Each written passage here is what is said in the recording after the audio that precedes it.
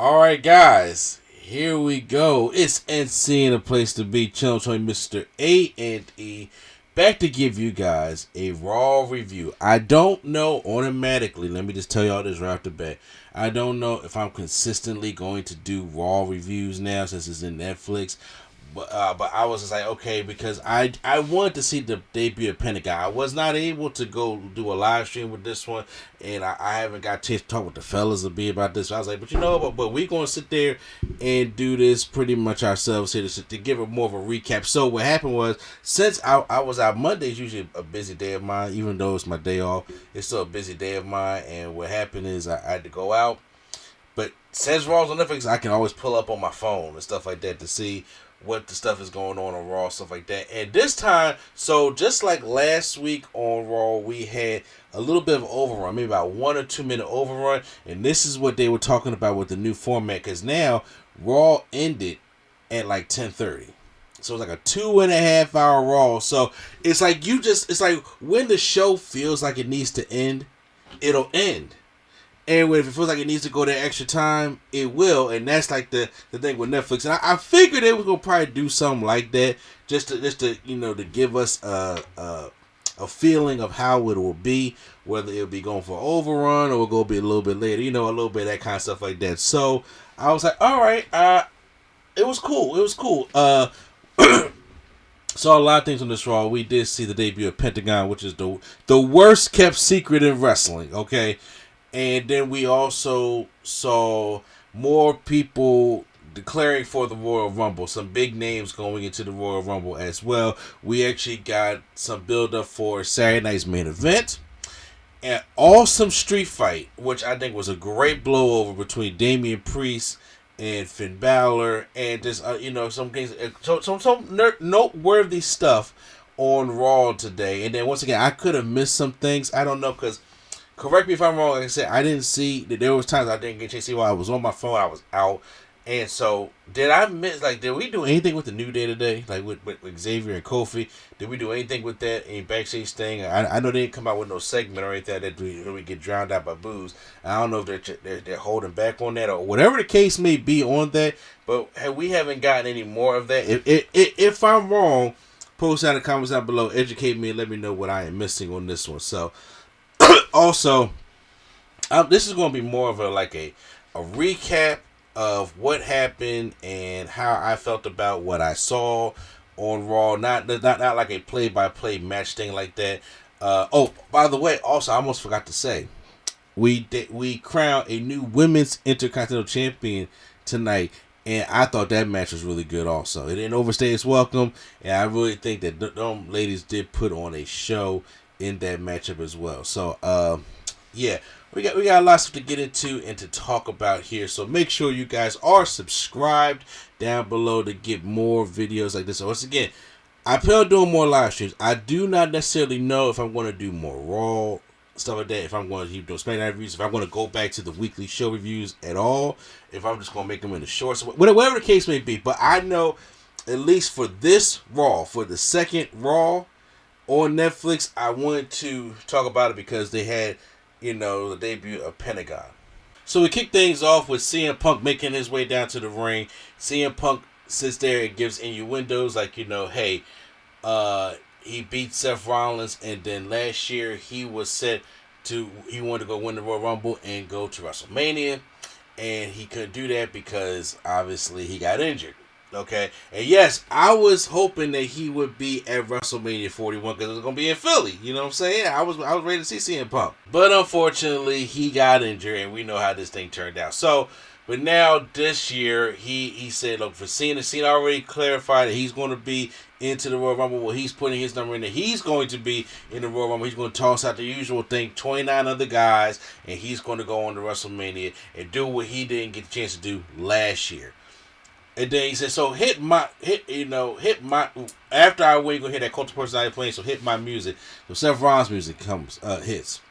Seth Rollins makes his way down, and Seth Rollins is already upset about how he performed last week and underestimated CM Punk. And the only way to get him back, you gotta get him back. The only way to get him back was that he would have to crush CM Punk's dreams. He won't have to. He gonna make it to WrestleMania because Seth Rollins is going to enter inside the Royal Rumble. So we're already getting star-studded in this Royal Rumble because I'm pretty sure we got Cena, Punk, Rollins, and I think Roman is.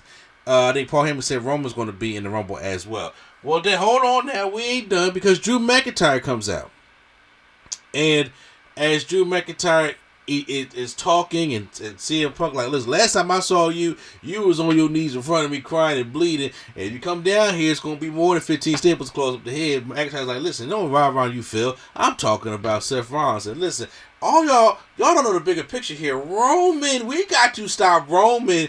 He don't have the title right now, but he about to get all his cronies back, and the bloodline about to take over again, okay? Y'all don't understand that, but I got to be the hero, so I guess I got to do that. So how else I got to do the hero? How else am I be able to get the championship before Roman Reigns? I know. But I'm going to give you a clue, give you a hint, throw your life, man. I'm going to enter in the 2025 Men's Royal Rumble. So it's really getting kind of star-studded now. So this is what I like them star-studded Rumbles, not to the point where it's like, you got about 4 guys that can probably win that come out, mad late. Sometimes you got like the rest for jobs like 1999, for instance, but we haven't had one of those in a while. Not really. But the star-studded kind, I love the star-studded kind because it's always like, well, who really is going to win? So there's no clear direction of where it's going to be, and that's the one thing I love about it. So I thought it was a decent opening segment.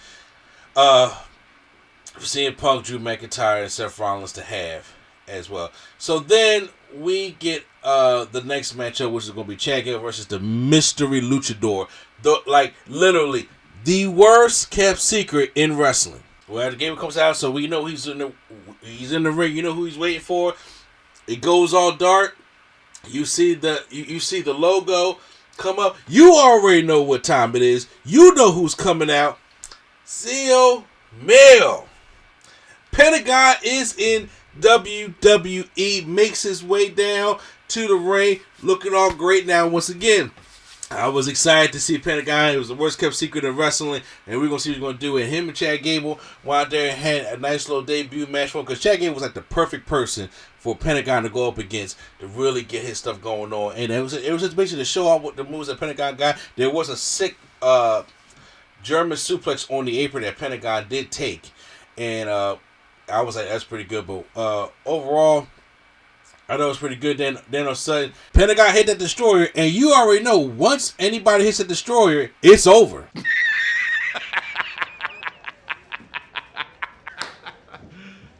You serious?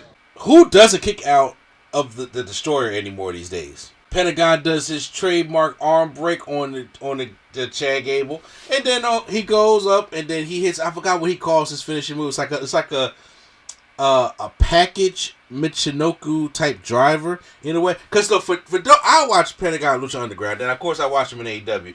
And Pentagon's finishing move is the package pile driver, and I don't think they can.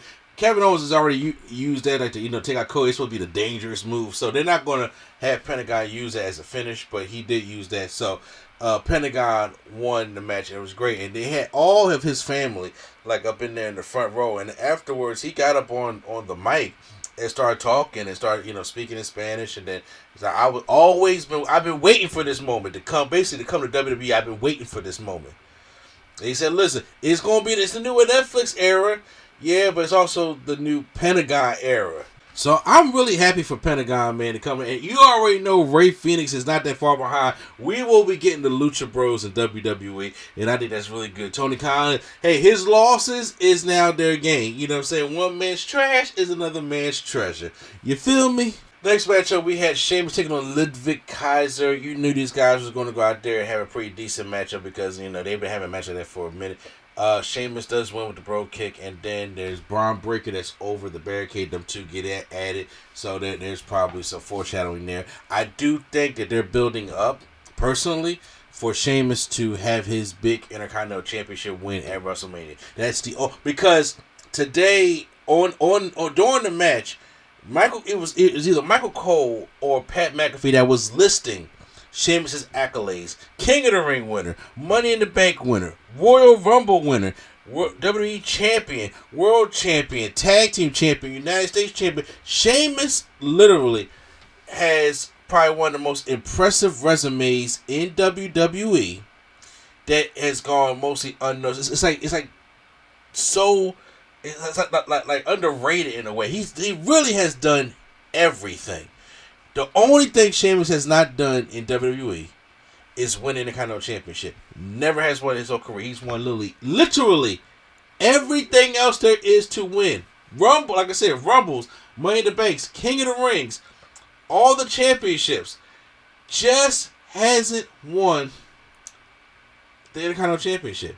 Braun Breaker currently has that right now, and I can really see them right now starting the whole story of him finally getting that moment at WrestleMania. Him and Braun Breaker can tear the house down at WrestleMania for that championship. Everybody will be pulling for Sheamus to win that championship anyway. So, then also a quick backstage that Sami Zayn runs into Seth Rollins, and Seth Rollins basically saying like, "Listen, okay, man, look, you've been helping out Roman Reigns, and then you do the War Games for him. You help him out here and tag match." And he says, "No, you gonna stay help Roman Reigns. You gonna help out yourself." And which I kind of gotta agree on that also. Gunther comes out because world champion on Netflix, and basically kind of clowns everybody who competed on Raw last week. The only thing that matters is Gunther and his gold. But then Jey Uso comes out. You know Jey Uso. Yeah. Main event, Jey Uso comes out, and he wants a shot at the World Championship at Saturday night's main event, which is January 25th. So I believe that's not this Saturday, but next Saturday that he wants this shot. So they're doing some build up to that. And then that Gunther says, well, if he sits in the ring with him, he'll expose for Jey for who he is. He's a very talented tag team wrestler. And then Jey Uso kind of does the stare as Gunther walks off, and then Jey says, "Look, listen, no, that's all I've been hearing all the time. That he's just a good tag team guy. That he can't win the big one. He can't win the World Championship. He can't win singles gold." He said, "But he's going to beat him at Saturday's main event. If anybody wants to see Jey Uso win the World Championship, just say yay." So it's good, but we all know.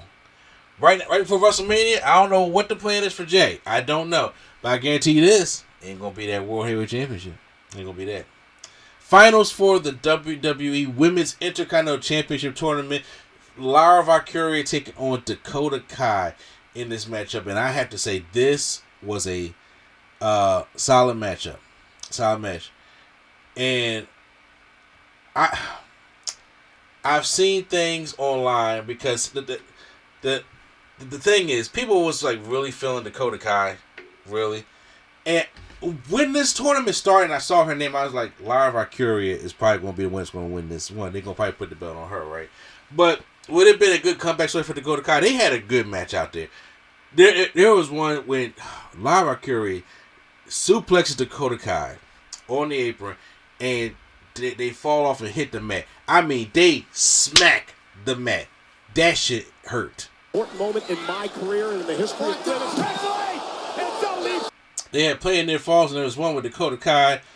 There's a little back kick to Lara Valkyria. Hits the face wash, and then hits the chiropractor. I haven't seen Dakota Kai use the chiropractor in a while.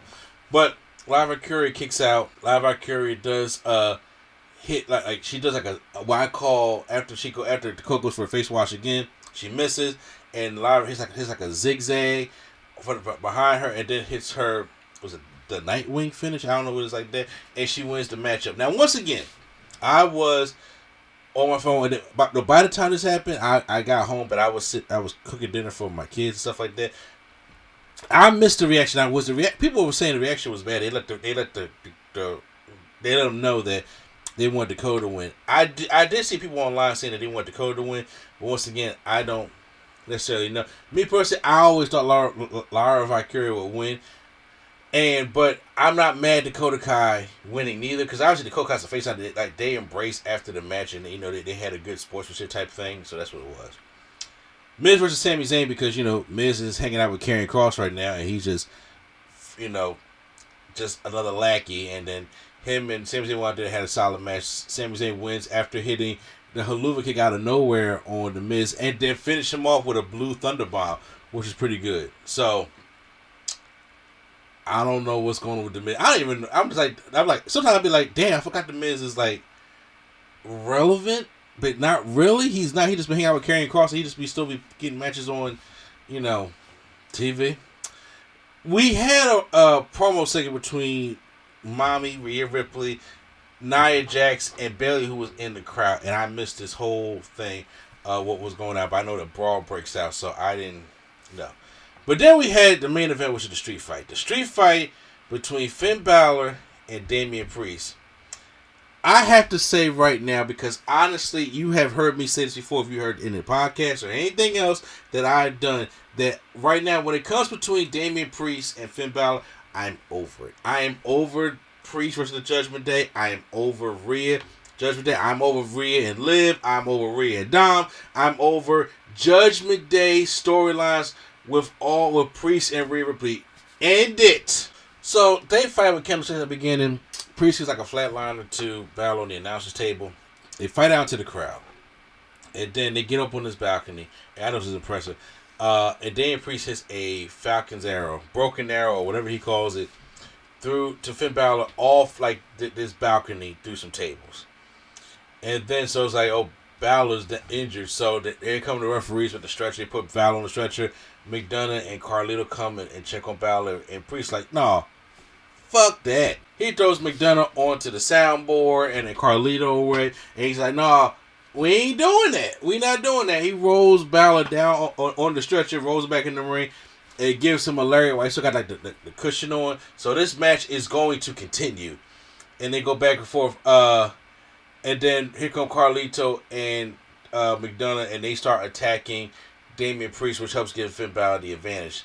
And Balor hits a double stomp, but then Priest kicks out. The War Raiders come out there to even up the odds to get out Carlito and JD McDonough. And then so there's two tables set up on the outside. And Balor sets up Priest on one of them and gives him a coup de grace onto the table. And as he's picking him up, Priest grabs Balor, picks him up, and then just rams him through the barricade. And so, it's just non-stop action like that. And then we get back in the ring, and then Priest, as he gets Balor back up from, when he speared him through the barricade, he gives him a razor's edge through the other table that's out there as well. Then we get back in the ring. There's some action. There's a point where Balor, I kind of quickly missed where Balor puts this open chair on Priest's head, but Priest hits the side. Oh, okay, I think that was early. We hit the side of the heavy choke with the chair around his neck. But after he raises the edge, is Balor. He says, "I'm not my brother's keeper." It gives him a South Heaven choke slam, pins Balor. It's done. It has to be done. But I thought it was a decent main event. I thought it was a good street fight. I thought that they really kicked each other's ass, and I'm just glad that it wraps up from there. So that's how I felt about Raw. I thought I gave Raw a thumbs up this week. Honestly, when it came to advancing storylines, when it came to the action in the ring, I enjoyed this week's Raw more than I enjoyed last week's Raw. Last week's Raw was a spectacle, a show. We're starting into a new era. But when it came to the actual quality of the show, when it came to the quality of the matches that was on here, I personally enjoyed this one more than last week. But then again, post any comments down below how you guys felt about it. Sorry I didn't get a chance to do live once again. If you guys want to see me do more Raw reviews now, this is on Netflix, post any comments down below, guys. Let me know if you guys want me to do this, or there's something I should just do periodically to put some shorts up for and talk about it. Post any comments down below. Hit the like button if you guys enjoyed my review. Definitely hit the subscribe button. It really helps out the video.